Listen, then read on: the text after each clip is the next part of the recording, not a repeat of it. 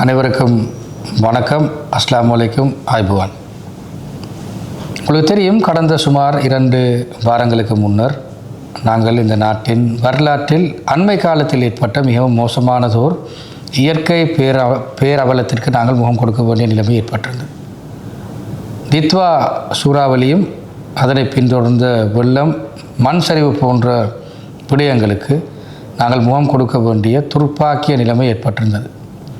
முதற்கண் இந்த நிலைமையிலிருந்து மக்களை மீட்டெடுக்க பாடுபட்ட எமது அனர்த்த முகாமைத்துவ நிலையம், அதுபோன்று முப்படையினர், போலீசார், அதுபோன்று சுகாதாரத்துறையினர், அனைத்து அரசு உத்தியோகத்தர்கள் உள்ளிட்ட அனைவருக்கும் முதற்கண் நன்றிகளை நாங்கள் தெரிவித்துக் கொள்கின்றோம்.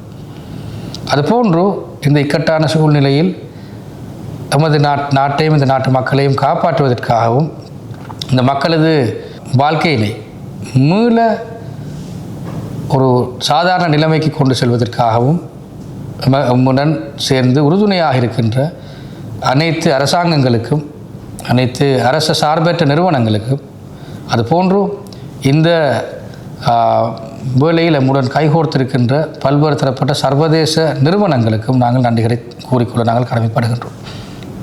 அதுபோன்று எப்பொழுதும் இலங்கை மக்களுக்கு பிரச்சனைகள், துன்பங்கள் ஏற்படும் வேளையிலே நம்முடன் சேர்ந்து நீங்கள் நேரடியாக களத்திலே இல்லாவிட்டாலும் எமக்கு உறுதுணையாக இருந்து எமக்கு பல்வேறு தரப்பட்ட உதவிகளை மேற்கொள்ளும் நமது வெளிநாடுகளில் வாழ் இலங்கை குடிமக்களுக்கும் நாங்கள் நன்றிகளை தெரிவித்துக் கொள்கின்றோம்.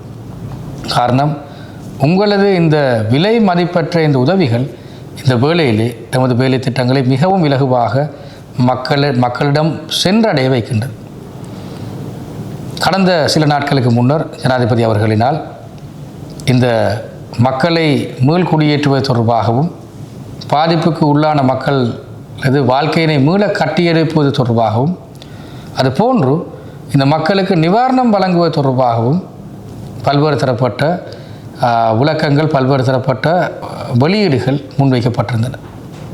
குறிப்பாக அதிமேதகு ஜனாதிபதி அன்ருகுமார் திசாநாயக்க அவர்களினால் வெள்ளம் உட்புகுந்த அனைத்து வீடுகளுக்கும் தலா 25,000 ரூபாய் பிரகாரம் வழங்கப்படும் என்றும், அதுபோன்று பாடசாலை கற்றல் உபகரணங்கள் அழிந்த சீர்குலைந்த பிள்ளைகளுக்கான ஒரு தொகை கொடுப்பனவு வழங்கப்படும் என்றும், மேலும் தமது வயல் நிலங்கள், தமது மீன்பிடி உபகரணங்கள், அதுபோன்று தமது வியாபாரங்கள் அழிந்த பாதிக்கப்பட்ட அனைவருக்கும் சரியான வகையிலே மதிப்பு மேற்கொள்ளப்பட்டு அதற்கான நஷ்டஈடுகள் வழங்கப்படும் என்ற விடயமும் பாராளுமன்றத்தில் பிரகடனப்படுத்தப்பட்டிருந்தது. மேலும் அவை சுற்று நிறுவனம் ஊடாக மக்களுக்கு தற்பொழுது, உத்தியோகத்தர்களுக்கு தற்பொழுது வழங்கப்பட்டு கொண்டிருக்கின்றது.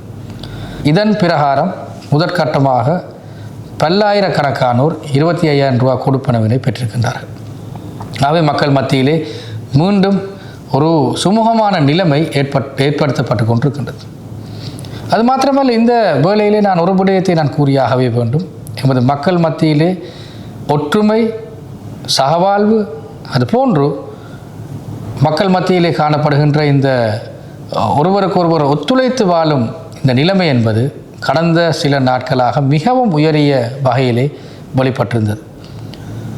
பல்வேறு வேலை திட்டங்களை நாங்கள் எடுத்து பார்த்தோம் என்று சொன்னால் மக்களது அதி உயரிய பங்களிப்புடன் செயற்படுத்தப்பட்டிருந்தது. இது இந்த வேலை திட்டங்களை மிகவும் வேகமாக முடித்து வைப்பதற்கான ஒரு முதற்கட்ட ஒரு அடியாக நாங்கள் காண்கின்றோம்.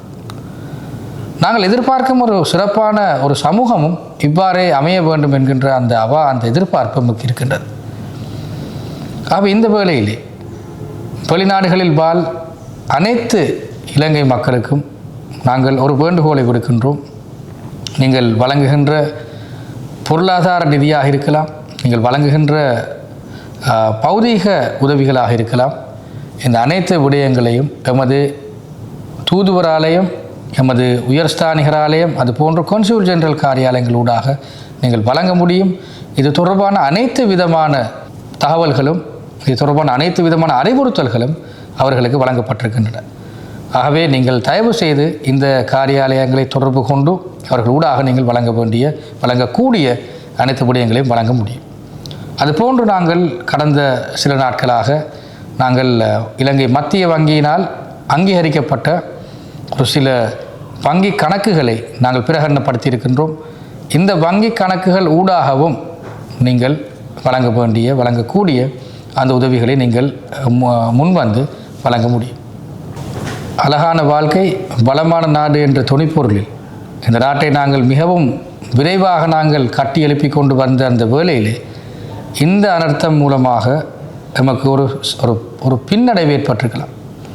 ஆனால் நிச்சயமாக நாங்கள் நம்புகின்றோம் இந்த வெளிநாடுகளின் உதவிகள், அதுபோன்று இந்த வெளிநாட்டு நிறுவனங்களின் உதவிகள், அதுபோன்று குறிப்பாக வெளிநாடுகளில் எமது இலங்கை மக்களின் இந்த உதவிகள் உள்ளிட்ட பல்வேறு தரப்பட்ட உதவிகளை நாங்கள் சரியான வகையிலே ஒருங்கமைத்து நாங்கள் இந்த நாட்டினை இருந்ததையும் விட இன்னும் பல படிகள் நாங்கள் முன்னோக்கி எடுத்து செல்ல முடியும், முன்னோக்கி நாங்கள் கொண்டு செல்ல முடியும் என்கின்ற அந்த நம்பிக்கை எங்களுக்கு இருக்கின்றது. ஆகவே நீங்கள் வழங்கும் அனைத்து விதமான உதவிகளும் இந்த விதமான ஊழல் மோசடி வீண் விரயம் இல்லாமல் சரியான வகையிலே அந்தந்த தேவையான மக்களை சென்றடையும் என்பதில் எந்த விதமான ஐயமும் இல்லை. ஆகவே நாங்கள் மீண்டெழுவோம், நாங்கள் இந்த நாட்டினை புதிதாக கட்டியெழுப்புவோம் என்ற விடயத்தையும் கூறிக்கொண்டு நான் விடைபெறுகின்றேன்.